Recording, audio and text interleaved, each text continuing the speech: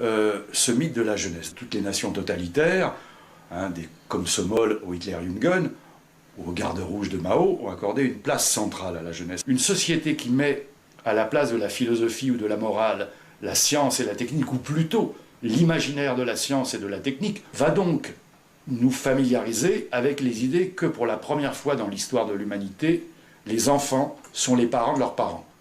D'où cette culpabilisation extraordinaire qui atteint la plupart des parents et qui effectivement se sentent complètement désorientés dès qu'il s'agit de transmettre quelque chose ou de signifier une limite ou un interdit, puisqu'au fond c'est à eux d'apprendre à l'école des enfants l'essentiel de la vie. Quiconque voit des enfants en bas âge comprend qu'au point de départ, il y a un idéal de toute puissance infantile que l'éducation va devoir civiliser. Comme le disait Lévi-Strauss, l'enfant n'est pas spontanément dans le donner, recevoir et rendre.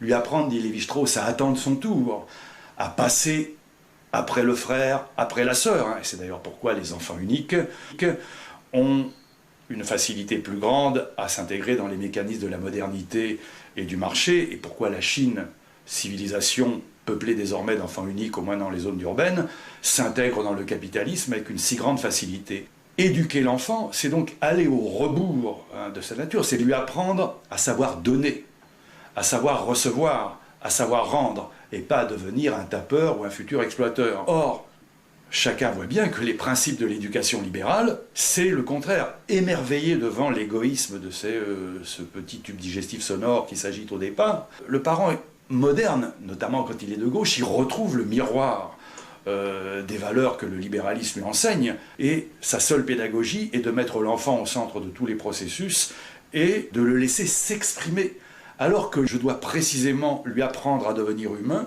c'est-à-dire à civiliser sa volonté de puissance infantile, faute de quoi il deviendra un de ces êtres égoïstes et égocentriques qui fournissent les élites du monde actuel. Il faut comprendre que le projet libéral fonctionne en produisant un type d'homme nouveau, qui est au fond un homme qui resterait en enfance, qui ne grandirait jamais, un adolescent, et qui explique aussi d'ailleurs cette prolifération des experts.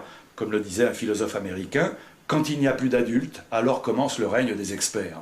C'est-à-dire, puisqu'il n'y a plus d'adultes qui sont là pour nous transmettre, nous allons nous tourner, faute de parents, on aura un coach, ou des économistes, ou des spécialistes en éducation, ou des conseillers en sexualité, mariage, etc., etc. Les jeunes actuels vivent dans des conditions